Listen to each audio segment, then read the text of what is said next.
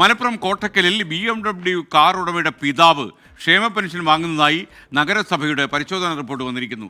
7-ാം വാർഡിൽ മാത്രം 27 പേരാണ് ക്ഷേമ പെൻഷൻ അനധികൃതമായി കൈപ്പറ്റുന്നത്. PF പെൻഷൻ വാങ്ങുന്നവരും ക്ഷേമ പെൻഷൻ കൈപ്പറ്റുന്നതായി കണ്ടെത്തിയിട്ടുണ്ട്. അദ്ദേഹത്തിൻ്റെത് 235 ചതുരശ്ര മീറ്റർ വീട് AC വീട്ടിലുണ്ട് എന്നുള്ളതാണ്. പഴയ വീടാണ്.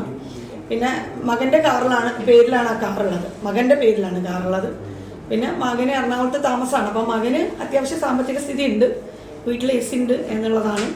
പിന്നെ ഈ ഒരു അനർഹനായിട്ട് ഉള്ള മാനദണ്ഡം, കണ്ടെത്തിയ മാനദണ്ഡം 42 പേരെയാണല്ലോ നമുക്ക് പിന്നെ ഈ ഒരു ആരോപണം വന്നത്. അപ്പോൾ 7-ാം വാർഡിലുള്ള 42 പേരുടെ ലിസ്റ്റാണ് നമ്മളിപ്പോൾ ഇറക്കിയിട്ടുള്ളത്. മലപ്പുറത്ത് നിന്ന് സമീർ ബിൻ കരീം തത്സമയം ചേരുന്നു. സമീർ, യഥാർത്ഥത്തിൽ ഈ BMW കാറുള്ള വീട്ടിലൊക്കെ ക്ഷേമ പെൻഷൻ വേണോ?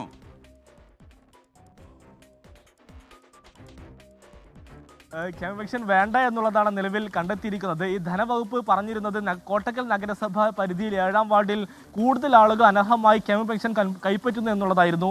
എന്നാൽ ഇതിന്റെ അടിസ്ഥാനത്തിൽ കോട്ടക്കൽ നഗരസഭ നടത്തിയ അന്വേഷണത്തിലും ഇത് സ്ഥിരീകരിക്കുകയാണ്. നിലവിൽ ഈ 7-ാം വാർഡിൽ മാത്രം 42 പേരാണ് നിലവിൽ ഈ ക്ഷേമ പെൻഷൻ കൈപ്പറ്റുന്നത്. അതിൽ 27 പേരും അനർഹരാണ് എന്നുള്ള ഗുരുതരമായ കണ്ടെത്തലാണ് ഉണ്ടായിരിക്കുന്നത്. ഇതിൽ ഏറ്റവും പ്രധാനപ്പെട്ട കാര്യം BMW കാറുള്ള ഉടമയുടെ പിതാവും ഈ സമാനമായ രീതിയിൽ ക്ഷേമ പെൻഷൻ കൈപ്പറ്റുന്നതാണ്. ഈ കാർ ഉടമ ഈ പണം കൈപ്പറ്റുന്നവരുടെ മകനാണ്. ഇവർ ഡോക്ടറാണ്, എറണാകുളത്താണ് ജോലി ചെയ്യുന്നത്.